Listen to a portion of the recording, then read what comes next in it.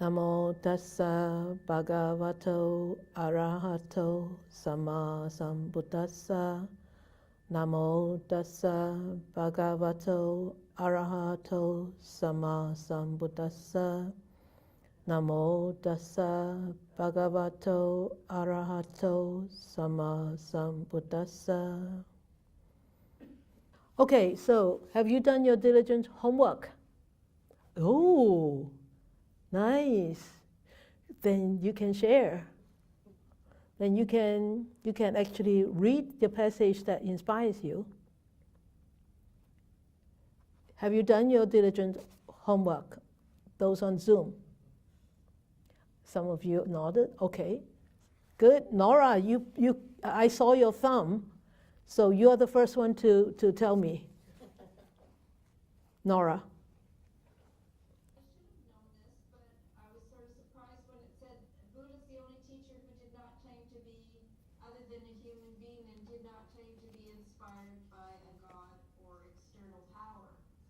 Mm. And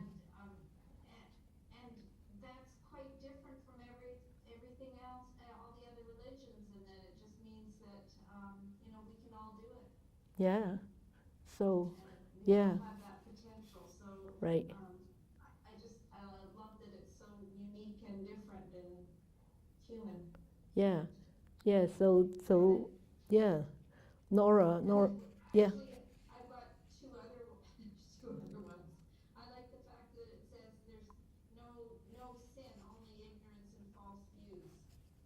So you have to tell us which page. Oh. I can memorize all this, even though I always ask you to memorize things. I can't memorize all these 16 pages. I remember there's it is somewhere there. Okay, page 1 talks about Yeah. the fact of right. The human thing, right. Yeah. And then the no sin was on page 3. It said, there's no sin, there's only ignorance and false views. Oh yeah, no sin. Yeah, right, yeah. Ignorance and false view, yep. And the other one that, I think it was page 5, it says, it doesn't matter whether it's a religion or a philosophy, it's the truth. You don't need all those labels, because people do ask you, and they say, oh, is it a religion? And you say, no, Yeah. it's not really a religion because there's no God. And blah, Yeah, blah, the blah. 4th paragraph on page 5. Yeah, all Yep. of that is irrelevant, really. Hmm. It's just the truth of existence. Good. Thank you, Nora. So I want to go back to what Nora talked about in the first paragraph. He said, among the foundations of religions, the Buddha, if we are permitted to call him the founder of a religion in the popular sense of the term, I don't think we should actually call him a founder at all. He wasn't a founder. He was a discoverer. So, and was the only teacher who did not claim to be other than a human being, pure and simple. Other teachers were either God or his incarnations in different forms, all inspired by him. The Buddha was not only a human being, he claimed no inspiration from any God or external power either. He attributed all his realization, attainments, and achievements to human endeavor and human intelligence. A man, and only a man, can become a Buddha. So, of course, he said here a man represents a human being, and every man has within himself the potentiality of becoming a Buddha if he so wills it and endeavors. So, we all have this potential. That's why the Buddha said we all have the Buddha nature in us. It's just that it's being masked, or it's just that we don't practice diligently enough. That means we don't have a strong will, and we don't practice it diligently. So this passage is here is of great importance because it tells you what this whole book is about and how important the Buddha is and how important it was for him to be a human being so that he is equal to us, right? We are human beings. He was a human being. Of course, there is this, we are unequal to him also. So anybody could tell me why we are not as equal to the Buddha? Anybody? Yeah, we are equal. Yeah, we are human beings. Oh, so Nora has the answer. Well, I don't know if this is the answer you're looking for, but we're not awakened yet. Yeah, we are not awakened yet. Yeah, so we are far away from awakening. Why are we not awakened yet? He says in here, why are we not awakened yet? I read too many books. It's not in here. It's somewhere here. Yeah, we still have such a long way to go. We still have so much old habits. We still have so much dust. Remember? Dust. So if my glasses have dust, I can see clearly. So even though if you don't wear glasses, if you have dust in your eyes, you don't see clearly. So we still have a lot of dust. And also, we do not have enough parami.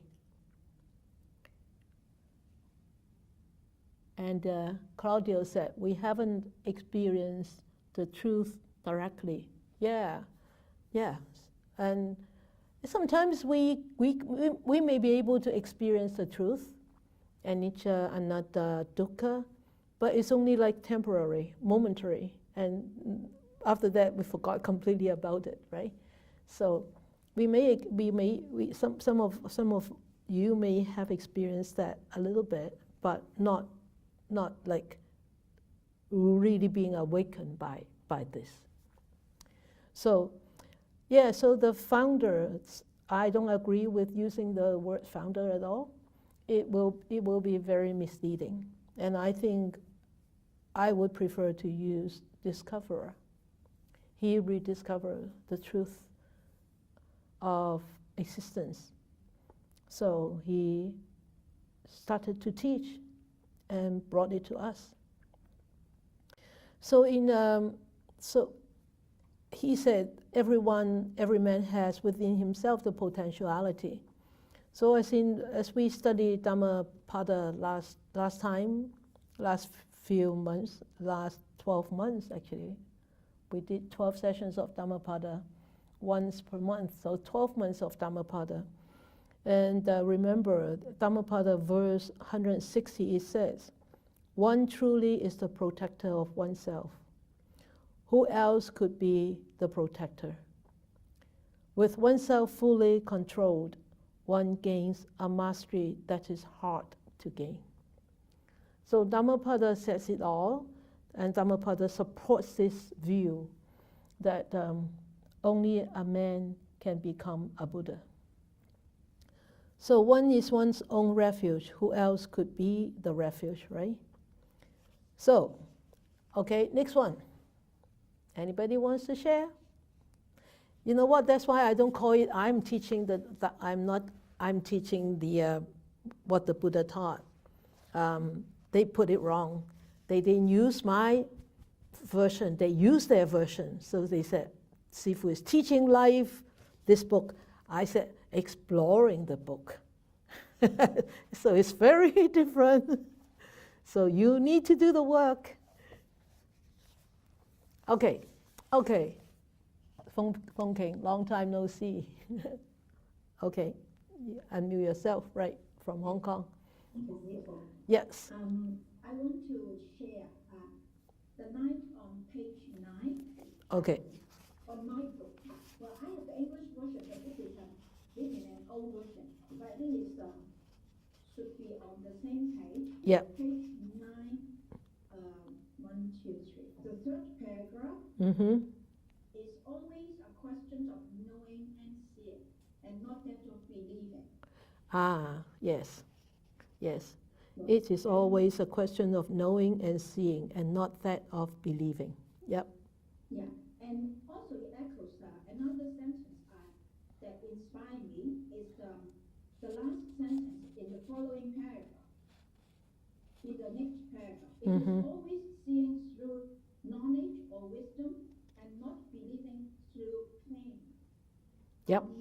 Why this is, I may say, shaking me. I don't want to say inspired. Well, because up to when I read this, I feel that, hey, actually I don't have strong faith enough in Buddhism. I think, well, You don't have strong faith, you said? yes, that's how I feel when I read this text. My faith is not strong enough. Because I took some courses. Yeah. I read the Buddha Sutra. Yeah. I learned. Okay. But then back to the first question, sentence I read, it's about knowing and seeing. Yeah. Well, it is that I know quite a lot, and I believe what the Buddha said. Yeah. Seems. Yeah. All the way up to the moment I read this paragraph, I thought somehow I knew it. Oh yes, that's the way. I want. But I don't think I can see it. Okay. I know what you mean. Well, yeah. A lot of us are still on that. Yeah. I know it in a very superficial way. And I think, well, actually, most of the time I'm still using my brain. Your thought. Yeah. I still haven't practiced strong enough to tame my mind to let Buddhist teaching really penetrate into my mind. Into your life. Yeah, into my life. So I'm still attached to I still can't let go of a lot of our attachments. Yep. All those. That's why you have faith. You don't see. I actually Yeah. didn't see. Right.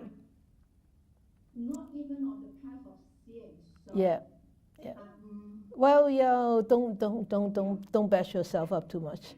I think you do see a little bit. Otherwise, you won't come on Tuesday night, right?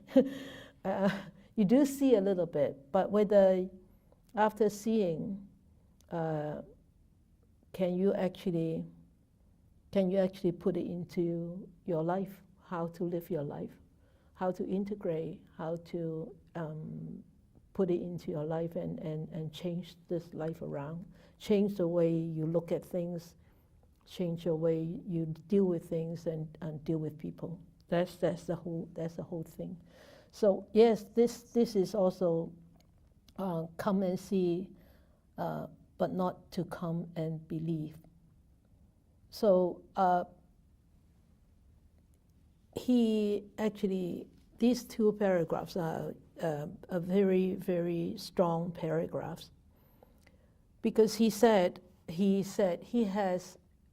that after his enlightenment, he said that he has seen the truth, he has attained the truth, and he has known the truth, and this is the important part, he has penetrated into the truth, and he has also, this one is important, he has crossed over doubt, right? And he is without wavering. We do waver. We waver a lot, and we doubt. Sometimes things don't work out. Sometimes life is not sweet, and some say, why? Why does it happen to me? Why do I have to go through so much pain?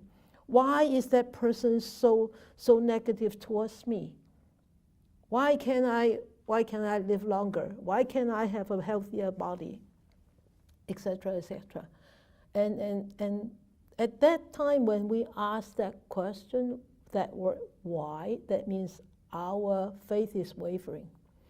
Our experience is not strong enough to support our views and our ways to deal with life is not strong enough. So that's why he is the wisdom, he is the Buddha, and we are not, right? So yes, this is on page 9. Actually, the whole page 9 is talking about, and after that is talking about faith too. And there is a very famous sutta. I don't have a PowerPoint today. I don't use a PowerPoint today because I really want you to actually cross-references with a lot of books, a lot of teachings. Yeah, even though I can put it up on the PowerPoint too. But I think it's nice that you can flip over the book and you know it yourself, and you can read it. So you know this book, right? In the Buddha's words. I taught this also many years ago, in the Buddha's words. And this is a really wonderful book also. So in here, with this paragraph, since Feng King, you are talking about this paragraph. In here, he said the eyes was born, the knowledge was born, and the wisdom was born. Science was born, light was born. Mind you, when he talk about the eyes, it's really not the human eyes. It's the wisdom eyes, okay? So he said it is always seeing through knowledge or wisdom. So whatever he sees, he actually sees it with wisdom. But whatever we see it with our human mind, our human perception, our delusion, our illusion, our defiled mind, everything. That's why we see everything defiled. We are defiled because we see everything defiled.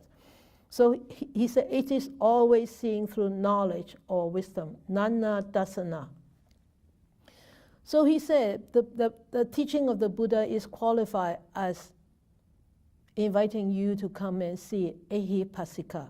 That means you come and see, you come and look, you come and experience. Because he said, why? Your own personal experience is the most important. If you don't experience it, you're just hearsay, okay? You're just hearsay.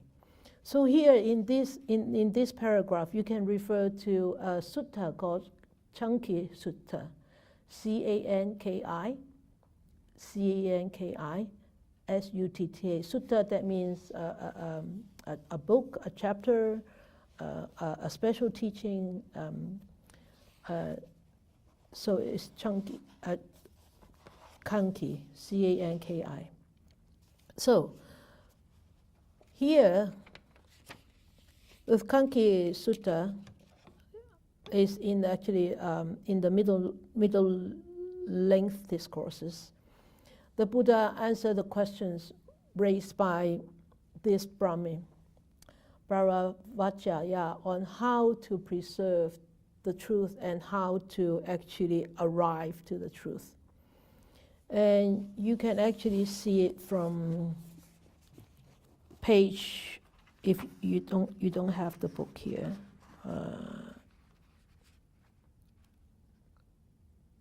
99 of what in the Buddha's words, 99. Okay, so it starts from 96, but he said when you wanted to arrive at the truth, you have to start from faith. You have to start from faith. If you do not have faith, you would not go and explore, right? So at least that is the first thing you need to do, is start from faith. And then, after starting from faith, then you go and visit and pay respects like you folks tonight. You come on to Zoom. You come in person. So you come and visit, and you pay respect. Why do you need to pay respect?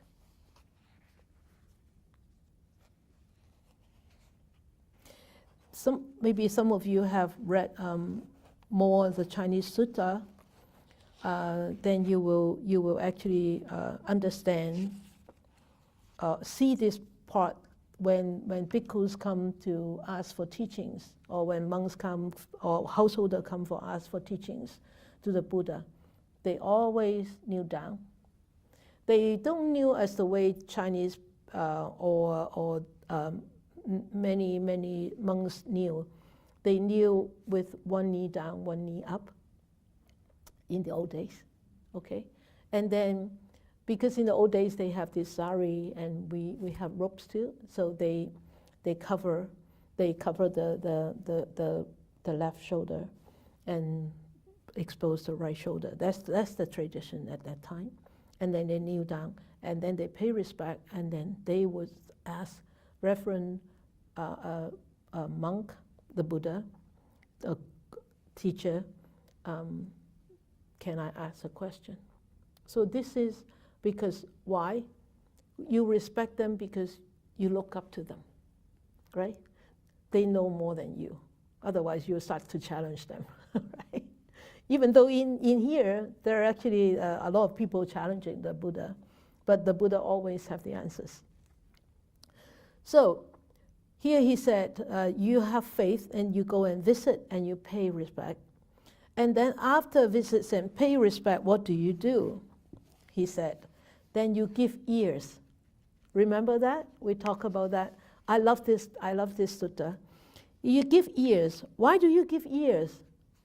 You listen. You don't just hear. You really listen. You listen with your mind being there. Then when you pay attention, you're really paying attention. There is a saying. It said, if you do not not have the respect, the Dharma will not nourish you. Will not be able to nourish you.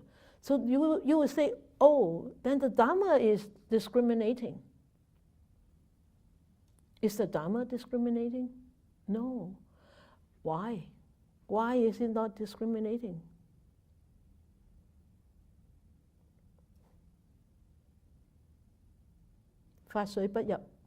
Why? Why the Dharma rain doesn't come in to nourish you? Why?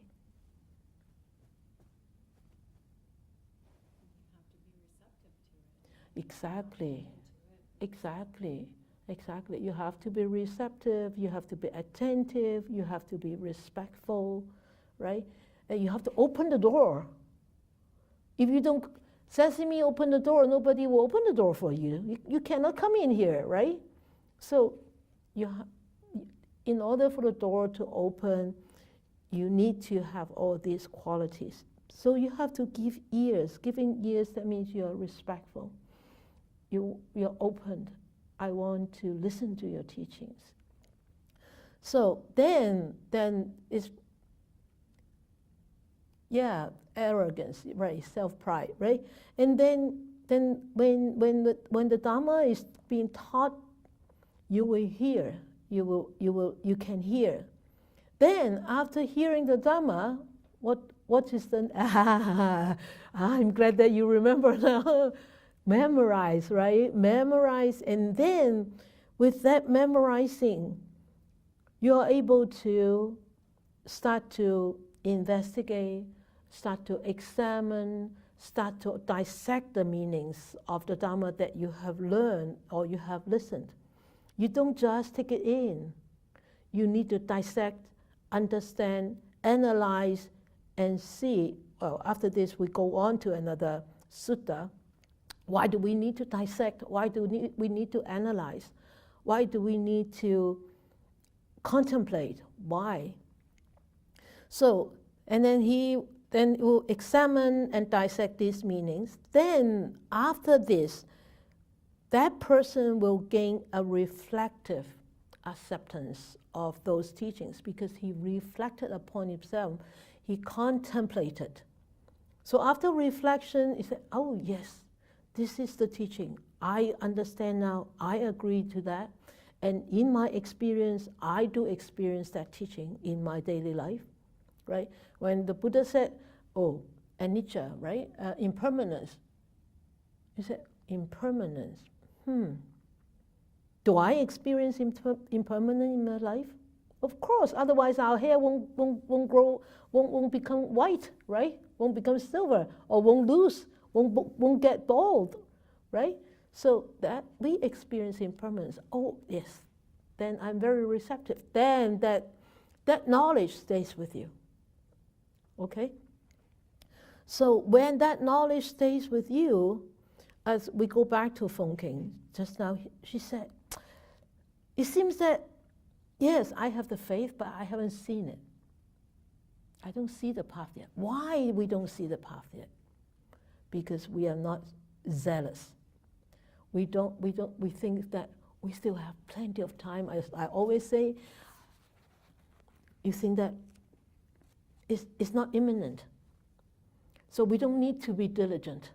I still have plenty of time. I'm still young, especially for the young ones. I'm still young. All the old ones think that you're invincible, you won't die. Oh, my death won't come so soon. I still have plenty of time so that I can study tomorrow. I can study next week. I can study next year. I can come back later on, sister. She will always be here. I'm sorry, I won't be. I won't be always here, right? So he becomes diligent. And he applies his wills. A lot of times we are not diligent. Why? Because our will is not strong enough. Our will is weak. But our will in other things are very strong, right? Right? So strong. Yeah, going to movies, going to cinemas, going hiking, and going this and going that. That will is very strong, especially making money. Right? If people are still working, making money, chasing after fame, very strong will. But coming to practice, too weak. No, I don't have time. I have time, but I don't have enough time. Okay, let me come back to it later on when I have time. Yes? Yeah, regarding you saying will, I was just thinking, personally, just the last little while, maybe this past half a year, I've the intention. I really get the intention now, like the intention to do something, and the will.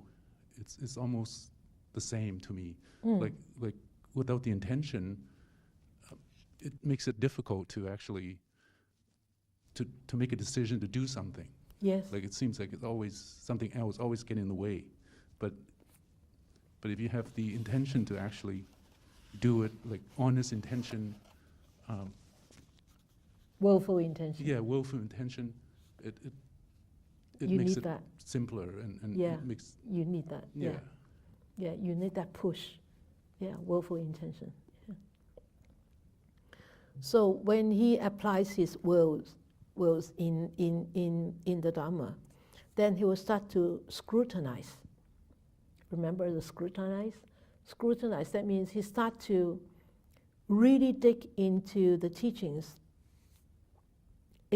and scrutinize the teachings, especially on those three big parts that the Buddha taught about, the impermanence and dukkha, that means sufferings or dissatisfactions, unhappiness, and also anatta, that means the non-self, like conditionality or conditioned arising.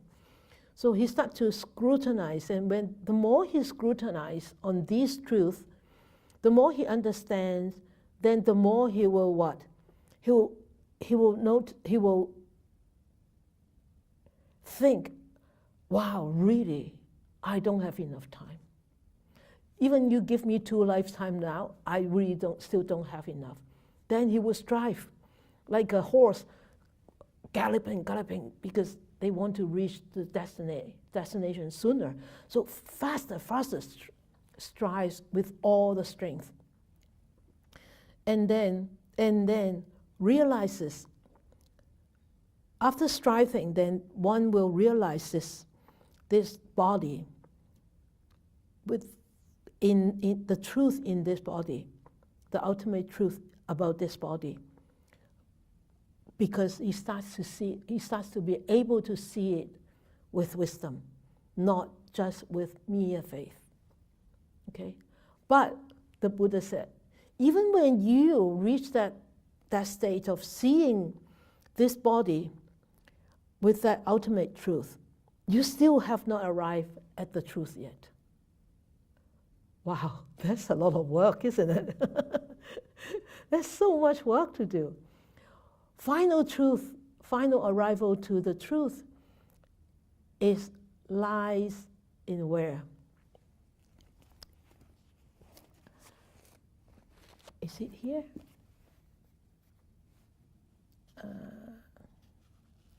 It was seeing.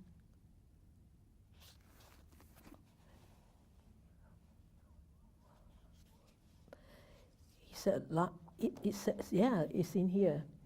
He lies in the truth of, in the repetition, development, and cultivation. That means continuously developing, continuously cultivating, repeating over and over and over again. And this cultivation of what? Of these all these things that I've talked about just now. The faith, the seeing, the giving ears, and then the diligence, and then the wills and the scrutinize and strive. All these you need to repeat and repeat to cultivate, to develop. Like what we experience in meditation, right? You remember your first course? Who remember your first course of meditation? How difficult it was, right? You just wanted to run away.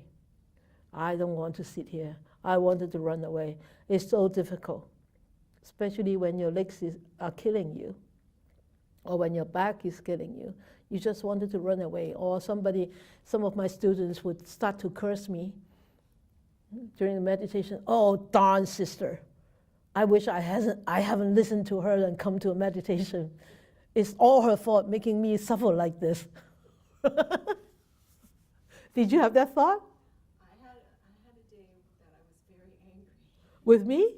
Not with you, but I was just very angry that I was convinced that this was the dumbest thing I'd ever done. And you have to tell everybody.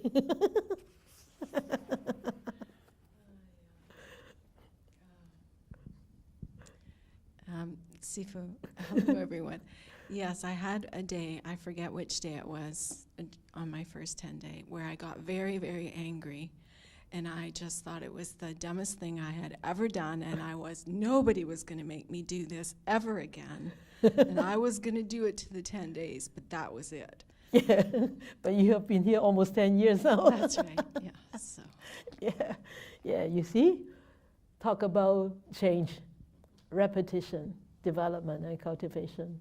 And now you cannot do without meditation even in one day, right? You cannot, you have to do, you will do it because it becomes part of your life now. A way of how you live your life, right? So this remember, you can only arrive at the truth when you keep on doing it, cultivating it, developing it. Then in this way, there will be a final arrival of the truth, and one finally arrives at the truth, and we describe the final arrival at truth. So talking about faith, I want to bring you back to the book.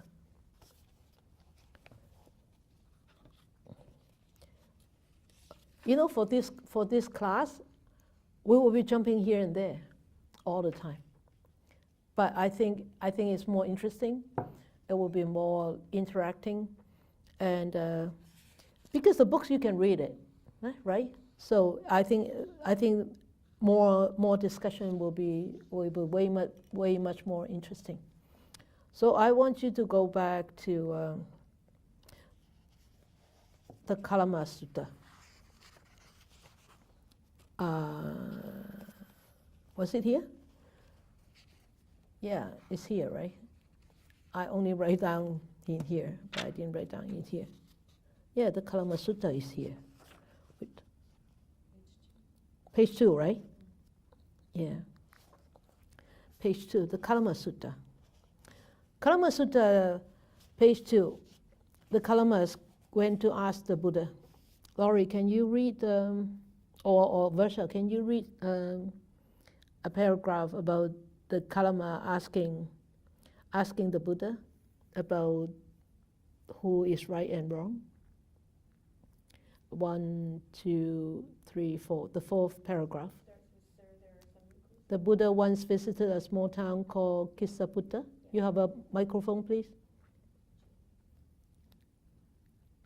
Next paragraph. So there are some recluses and brahmanas.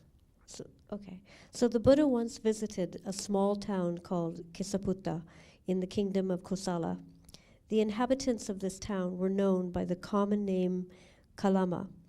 When they heard that the Buddha was in their town, the Kalamas paid him a visit and told him, "Sir, there are some recluses and brahmanas who visit Kesaputta. They explain and illumine only their own doctrines and despise, condemn, and spurn others' doctrines. Then come other recluses and brahmanas, and they too, in their turn, explain and illumine only their doctrines and despise and condemn and spurn others' doctrines. But for us, sir, we have always doubt and perplexity as to who among these venerable recluses and brahmanas spoke the truth and who spoke falsehood." Thank you. Thank you. So, Kalamas, many of you have heard of this sutta already. So this is the reason why the Buddha actually talked about why there is a Kalama Sutta, because the Buddha taught to the Kalamas. That's why it's called the Kalama Sutta. Okay, so who wants to read the next paragraph? Anybody wants to read the next paragraph? Yes, Kalamas, it is proper that you have doubt, that you have perplexity. Anybody wants to read this next paragraph? Here. Laurie. You guys are lucky that I don't know your name.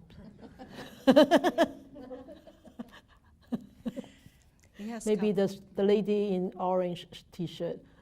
I'm just kidding. All right. Yes, Kalamas, it is proper that you have doubt, that you have perplexity, for a doubt has arisen in a matter which is doubtful. Now, look you, Kalamas, do not be led by reports or tradition or hearsay. Be not led by the authority of religious texts, nor by mere logic or inference, nor by considering appearances, nor by the delight of speculative opinions, nor by seeming possibilities, nor by the idea, this is our teacher. But, O Kalamas, when you know for yourselves that certain things are unwholesome and wrong and bad, then give them up. And when you know for yourselves that certain things are wholesome and good, then accept them and follow them. Great. Thank you. You all heard it, right? You heard it. This is a very beautiful teaching. It gives us some ground on how we actually scrutinize whether we should follow this teaching or not. So with these outlines that the Buddha gave us, it actually teaches us that we can follow we can actually check the teachings with all these what do you call them? what do you call them? What points?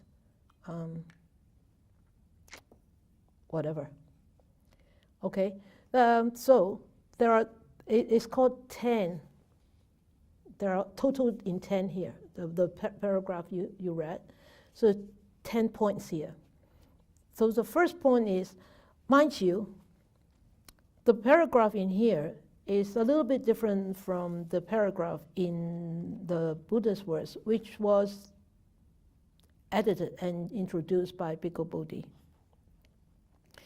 Possibly because Walpola was using the very old edition of the Majjhima Nikaya or the Samyutta Nikaya, the discourses. He may be using the very old Colombo edition by Pariyatti.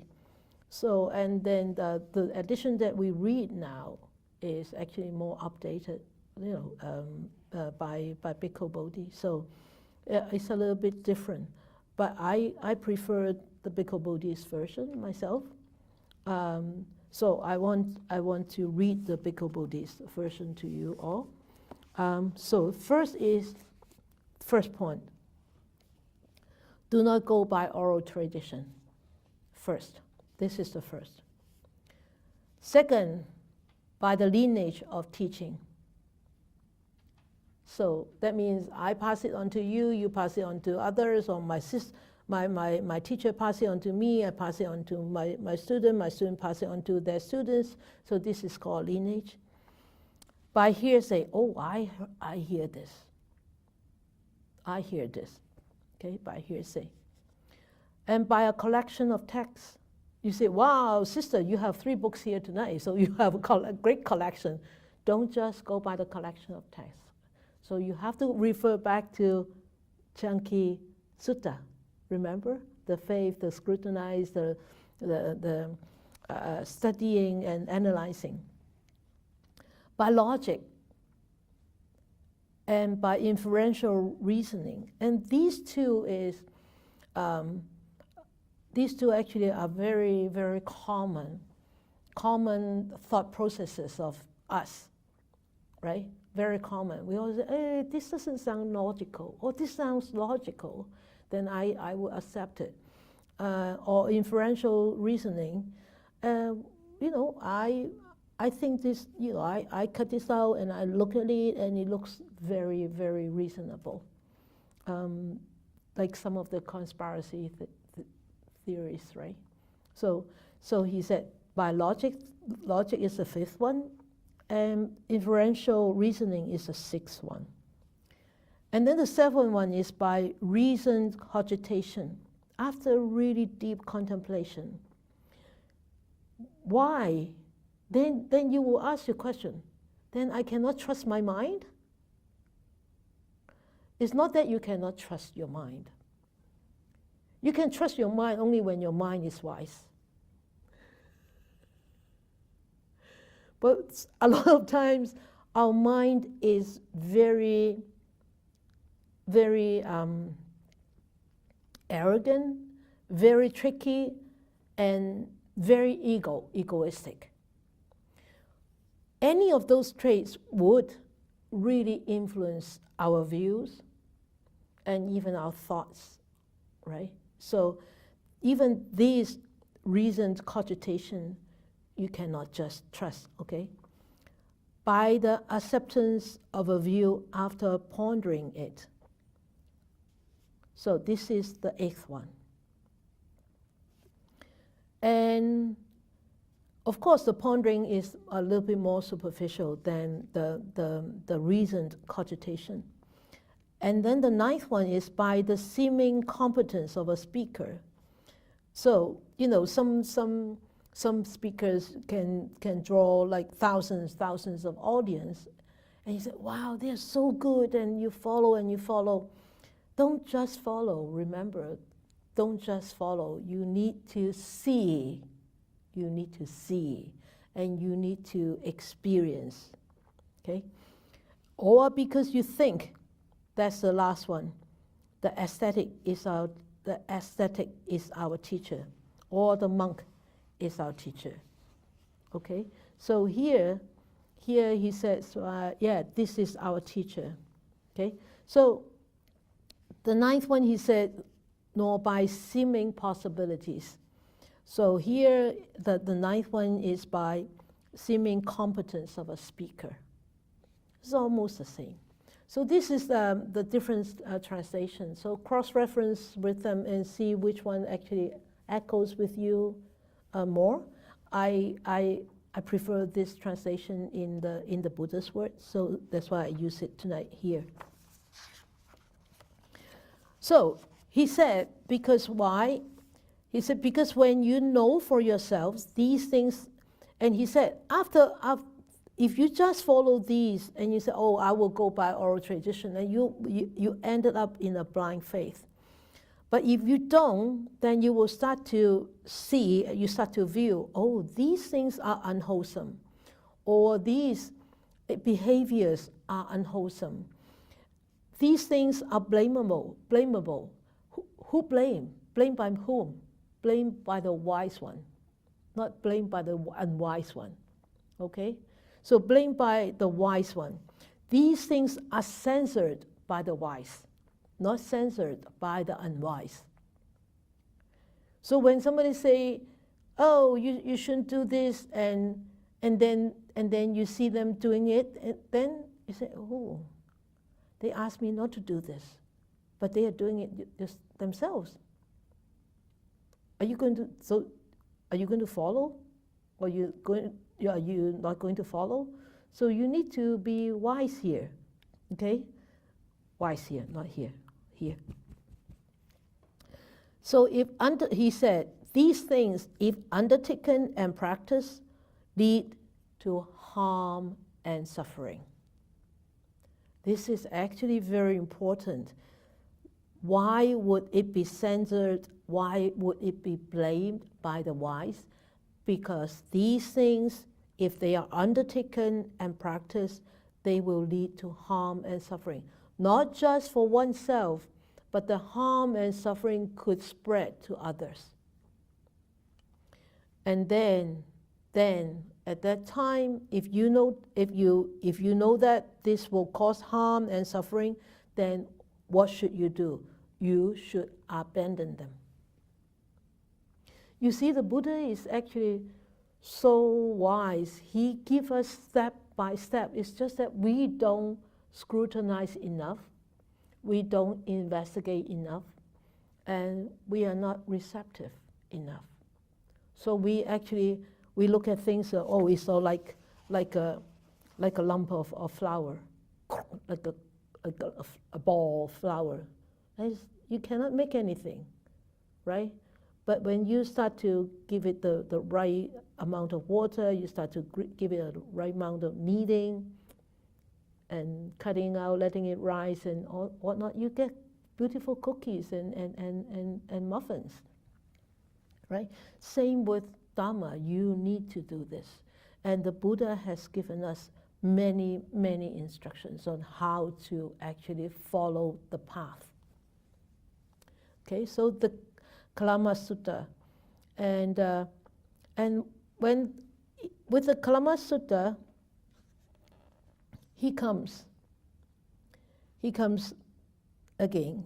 Okay, you say the Buddha has given us this, so why do we need to trust the Buddha? Why do we need to trust him? He is our teacher. Why do we need to trust him? What is there any reference point that we can actually check whether he's a good teacher or not?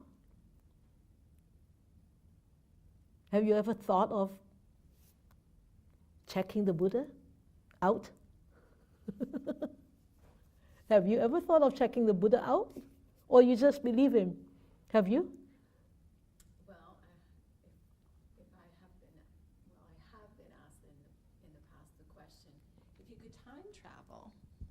If you could time travel. I've been asked that question, Sifu. If you could time travel, what would you do? And I always think, oh, I'd travel back and I'd be there where the Buddha was, and I could see for myself.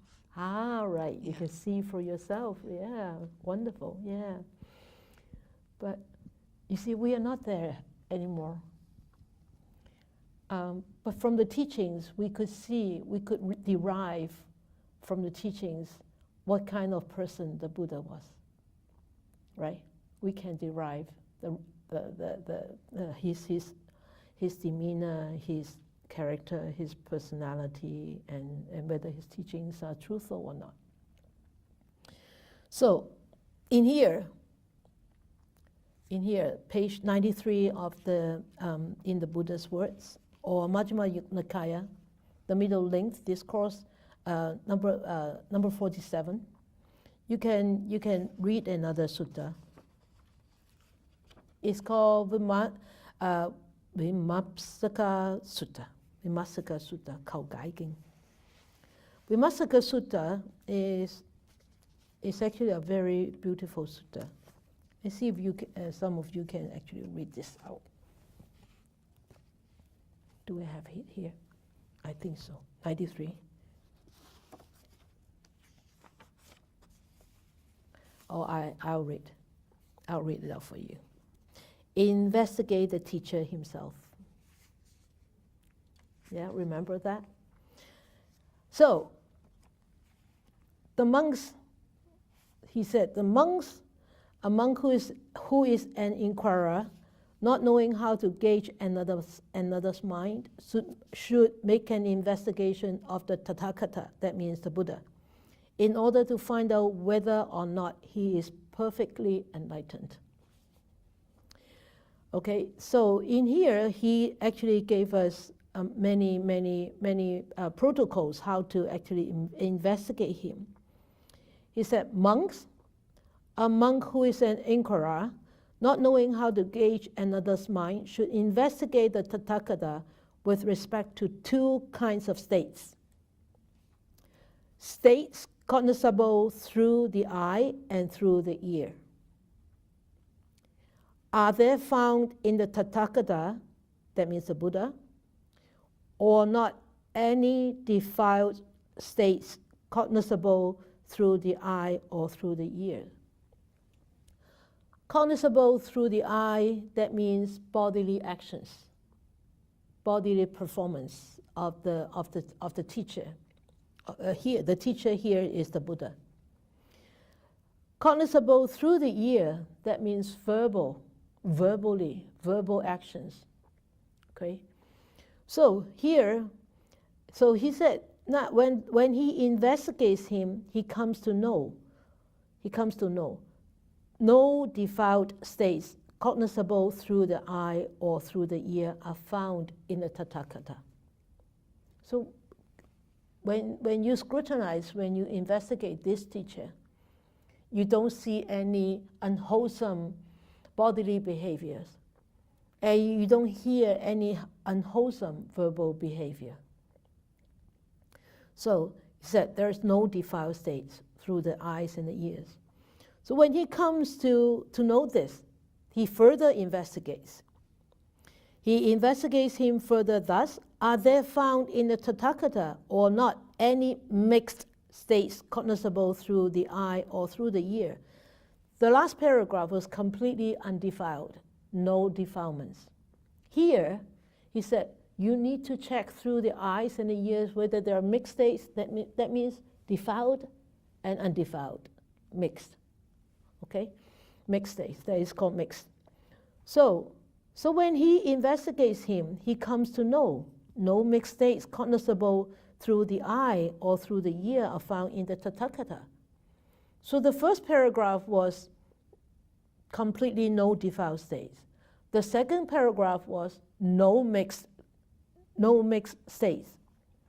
So when he comes to know this, he said he investigates him further. Are there found in the Tathagata or not cleansed states cognizable through the eye or through the ear? Cleansed, completely clean. So the first one is undefiled. Second one is mixed. The third one is totally cleansed. That means totally pure. You see, undefiled and cleansed, there's a difference. Right? When you wash a glass, the glass is clean. But is it really pure? Clean to the sense of no impurity in there. So, for example, I would say, for example, a pure metal, or gold or silver. Nobody can say this is pure gold. It's 999999999 gold, right? That means it's not defiled. It's undefiled gold, because it's 9999999. There is no pure gold, right? So pure gold is 100% gold. So that means purity. So it's different from undefiled. A little bit higher state, cleansed states. So when he comes to know this, he investigates him further. Has this Venerable One attained this wholesome state over a long time, or did he just attain it recently? Why do you think it's important like this? Why? Why do you need to check the Buddha whether he's just attained this for a long time, or he just attained it recently? It's the test of time. It's a test of time. Test of time. The endurance. The endurance, okay? Versus that is a test of time, the endurance. Anybody else? Anybody else over Zoom? Anybody else here?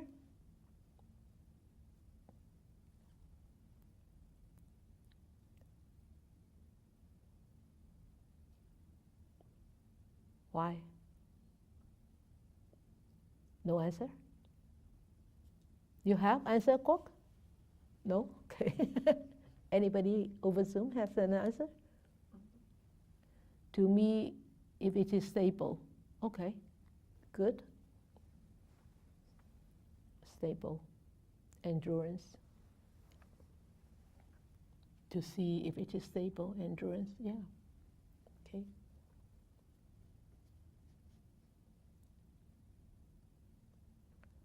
Okay, all right. So, if one has attained this wholesome state just recently, that means there is a possibility this wholesome state will disappear. As you say, endurance, it will not last. But if he has actually attained it long time ago, over a long period of time, that means he's really very strong. The strength of this undefiled or cleansed state is very, very strong. Okay, there's no doubt about that. All right, okay, and then it comes. He said he investigates him further. Has this Venerable One acquired renown and attained fame, so that the dangers are found in him? You understand this? When he comes to know this, he investigates him further. Thus, has this Venerable One acquired renown and attained fame, so that the dangers connected with renown and fame are found in him? The dangers of connecting to renown and fame.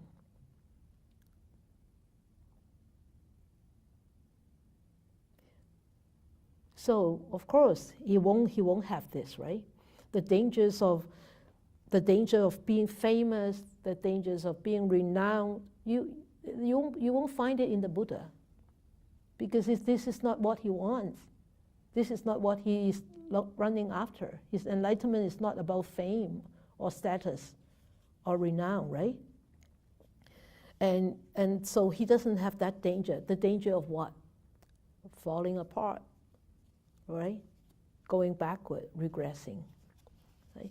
So when he comes to know, he investigates him further. Is this Venerable One restrained without fear, not restrained by fear? And does he avoid indulging in sensual pleasures because he is without lust through the destruction of lust?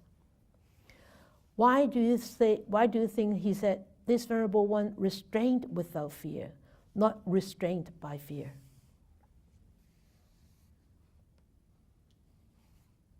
You really need to think when you study the Dharma. Otherwise, they are just words to you.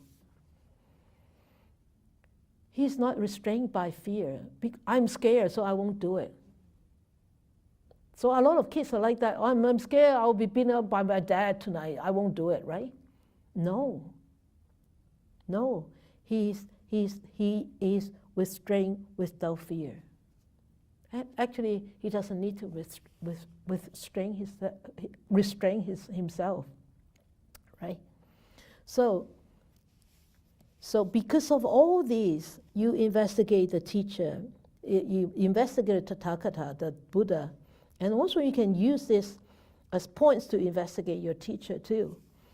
And also, at the last he said, the Venerable One does not despise anyone. He never despised anybody. He always asks his students, if they come from another teacher, you have to respect your teacher, your previous teacher. Your teacher has taught you a lot of things. You have to respect them. So he said, after all these, then, monks, when anyone's faith has been planted, rooted, and established in the Tathagata through these reasons, terms, and phrases, his faith is said to be supported by reasons, rooted in vision, firm. It is invincible by any ascetic or Brahmin or Deva or Mara or Brahma or by anyone in the world. So that means one have really total faith in the teachings of the Buddha. It's unwavering faith. So this is the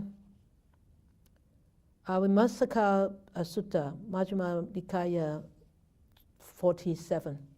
If you want to read it, in the Buddha's words, it's page 93, if you want to read it. When you go back to read this. Okay? So, tonight we have talked about quite a few sutta.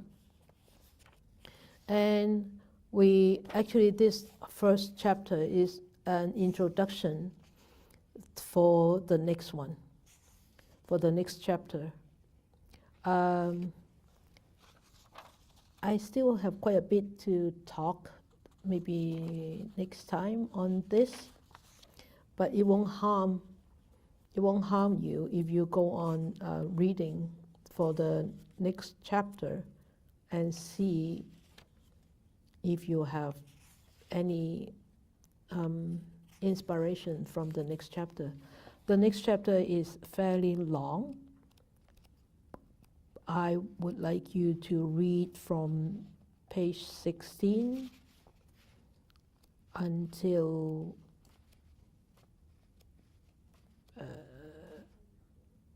28. Oh, there's only 12 pages. It's the first Noble Truth. Okay, so anybody has any more inspiring passages to share for tonight? When I started my meditation, long time, always people said most of the word is mindfulness. Be mindful. Be mindful. Yeah. Be mindful. But it's very, very easy to draw my attention to others. So very impressed with me. I would like to say we need to spend a long time to see Buddha. I need to have a long time to see myself. Myself, as you improve, as you really understand, Mm. Like I want to share this Mm. with people. That's why the Buddha said you have to, in order to arrive to the final truth, you need to Yes. repeatedly develop and cultivate. Yeah, Yes. be mindful. Thank you. Be mindful. Yeah, okay. So anybody else have any inspiration from this first chapter to share with us? Hi, Ernie. Okay. Hi. As was said before, I resonated with the part that says the root of all evil is ignorance and false views. Yes. And it kind of goes along with something on later that says the spirit of tolerance and understanding has been, from the beginning, one of the big ideas. I think it's easy for people to look at others and say, oh, that person is bad, that person's evil. I mean, as a Christian, we grow up good and evil.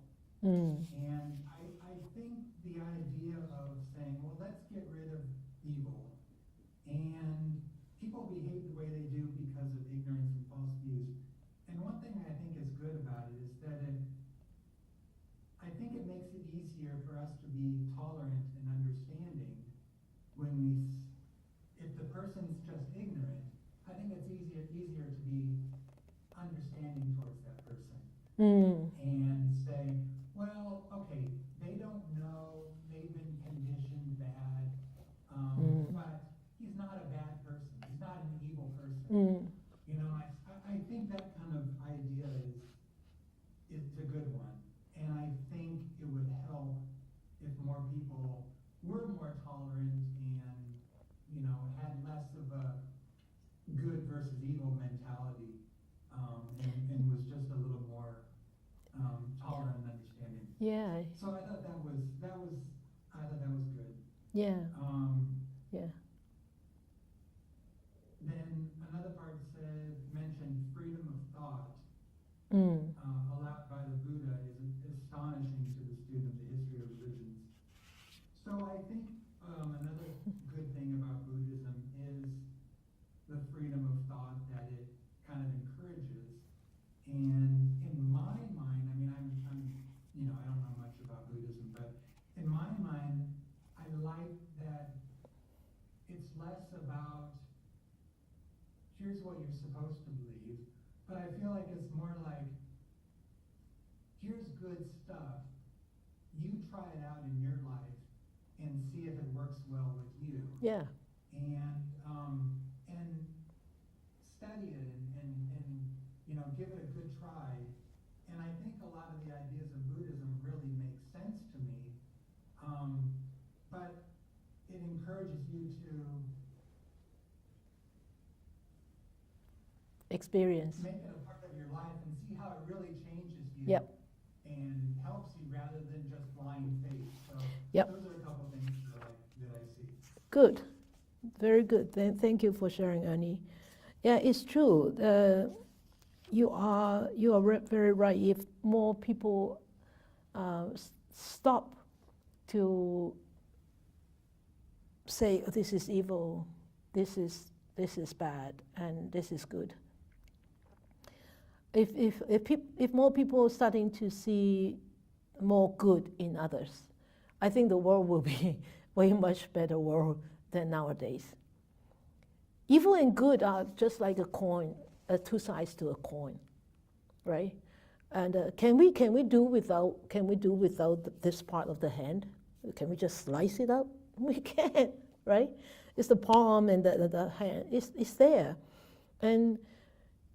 but if one part, as I taught in the Sunday meditation, the kilesas, the greed, the anger, the animosity, everything are on one side, but on the other side, what is on the other side? Did you listen? Did you listen? Nobody listened. Nobody remember? Huh? Wisdom and mindfulness. Remember? So when wisdom and mindfulness are strong, then the kilesas, the greed, the anger, the ill will, the ignorance will become weak. We just had a moon festival the other day, right? When was it? Saturday? Friday, yeah. So there was this beautiful full moon here in the courtyard. So we have the first celebration in the new temple courtyard. So full moon. And I share with everybody, I said, you know what? Darkness and brightness are always there together. They're always there. But only when you have brightness, then darkness, so you think that darkness is gone? No, darkness is still there. So when the moon rises, you think that darkness in the sky is gone? No, it's just because there is brightness. So the darkness doesn't seem to have that much of a place there, but it's still there. So if we start to see the strength of people, the goodness of people, we will easily forgive and forget. And we will easily to be so considerate. And that's why the Buddha said, you come and see, you come and see, you come, but don't just come and believe. Ehipassiko. And he said, with the right wisdom, he sees it as it is. When you start to see people, you say, oh, well, he's such a grouchy person, or he's such a rough person because he doesn't have that good karma from the past to not to be a grouchy person. He just doesn't have that kind of conditions that make him not a grouchy person. So we start to see, oh, that ignorance brings him to this grouchiness. This is the way he is. Yatta Buddha. Yatta Buddham. That means the way it is. He is like this. But that doesn't mean he is always like this. There is a possibility that he will change for the better or for worse. Nobody would know. So it depends on his own karma, right? So yes, the Buddha's teachings are wonderful teachings because it allows you to pick and choose. Okay, you like this sutta? Go ahead, take it. You don't like it? Put it down. Nobody will give you a fist. Nobody will hit you. Nobody. So it's just like in a salad, I don't like raw tomatoes. I always like, lettuce or raisin or nuts. I never touch the tomatoes because I don't like it. But I don't need to chuck out all the tomatoes. I just leave it for others to enjoy, right? So that's the beauty of the Buddha's teachings. And why would the teachings be so beautiful? Because the Buddha was so beautiful. He was so wise, and he's such a beautiful being because he's such a compassionate being. Beautiful not in the sense of beautiful here like this, but in the heart. It's so compassionate, so kind, and so wise, and so open. So he doesn't force anything onto anybody. That's why he always said, you are the only master. You are the master yourself. Right? Great. Thank you. Thank you for sharing, Ernie. Anybody else? Okay. Dharma is a verifiable truth through radical subjectivity, meaning direct experience of the law of nature. Wow, Claudio, thank you. Maybe it might be really have to take millions of eons to reach the other shore, but thankful that I came across the Buddha's teachings and the right path this life. Yeah, thankful that we have encountered it, and thankful that you actually persevere. A lot of people cannot persevere because they think sometimes it's boring, or sometimes it's too much work, right? Too much work, really too much work. I can't. This is not right. I shouldn't do this. I'm not diligent enough. I need to be more diligent. But I want to watch a movie, and darn. So all these, we just need to be on the middle path. Catherine from San Francisco. Sure, Catherine, come on. Oh, good evening, people. Hi. Hi. I just want to read out the last paragraph. Actually, it's Sure. The last one. Page. The Buddha said, Yeah. Last paragraph. On page what? Page 10, last paragraph. Oh, page 10. Okay. Go ahead. To be attached to one thing, to a certain view, and to look down upon other things as inferior, this the wise man called a figure. Yeah. So, I guess the Buddha talked about no attachment. Mm-hmm.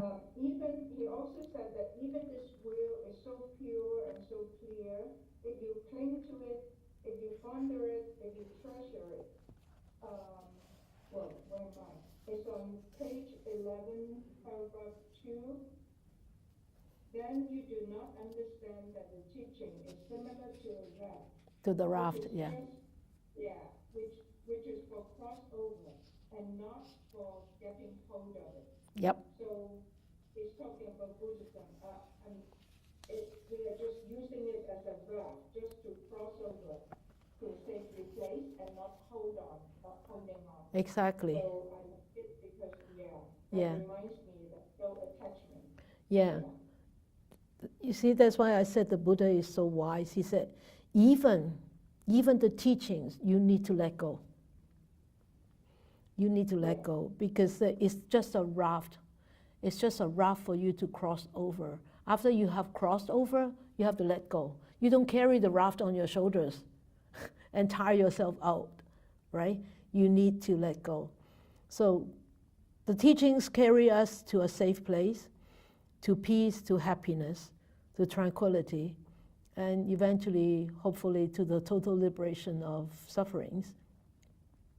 And then we have to let go. I remember during one retreat, I think it was in Toronto, there was a very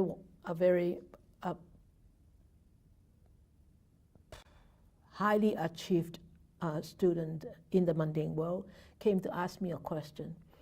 He said, you taught us how to watch our breath and how to use the breath to tame ourselves. So do we eventually let go of the breath? I said, yes. Eventually, you need to let go of the breath. But until you get to that state, you need the breath. You still need the breath to actually tame and train this mind. But eventually, you don't need the breath anymore. So that's what the Buddha said here too. How to look at the teaching is just a raft, and eventually you need to let go of it. Thank you. That's great. Good. Do you like this format? You like this format? Oh, good. So I don't have to prepare PowerPoint anymore. I tell you, there's more work on this. But I enjoyed it. That's all books. That's why it's all so confusing. Which book is which book? But anyway, I love this. So you like this format? Should we go on to this format? Go on with this format? Good. Okay, great. All right. No more? So diligent work. Okay? So those who haven't taught, those who haven't shared this time, have to share next time. All right? So be generous. So let us dedicate our merits.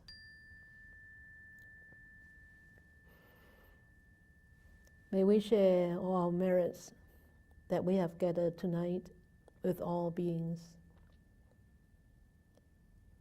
All beings, may they be happy, may they be peaceful.